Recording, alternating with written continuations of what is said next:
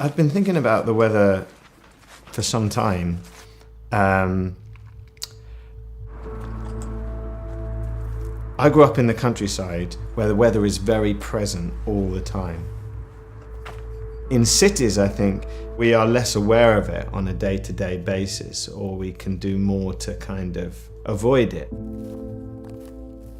In that sense, the city feels like this entirely artificial space in which we can gull ourselves into believing that we are not this kind of fundamental and integral part of a kind of much larger ecosystem.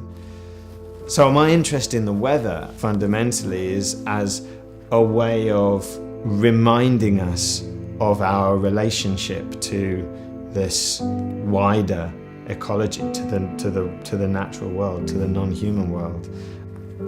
So I thought that by creating a performance that is interested in weather and is responding to the weather, that we could tap into a different set of rhythms and a different relationship to the world around us than the rhythms and relationships that normally structure our lives.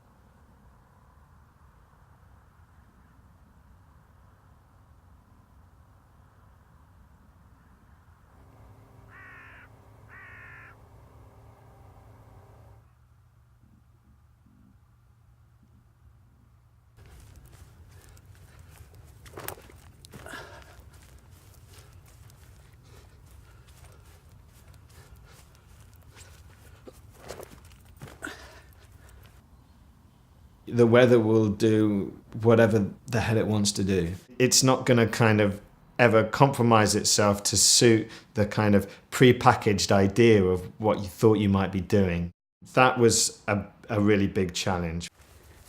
How do you create a vocabulary that responds to something that is so tough and unpredictable?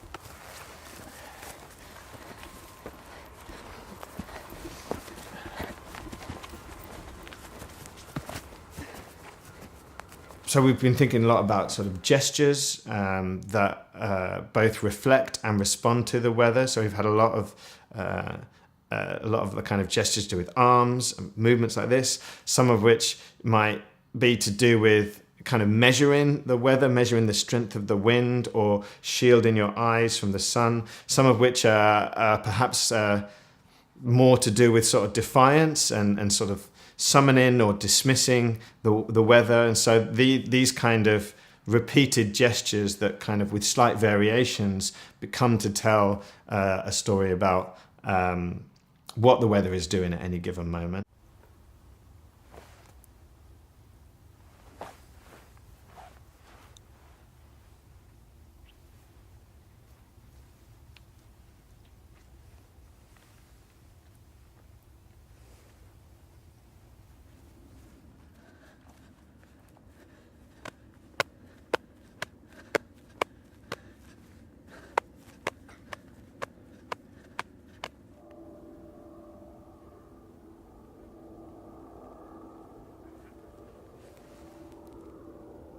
We have a clear sense of what this vocabulary is, this set of actions and movements and intentions.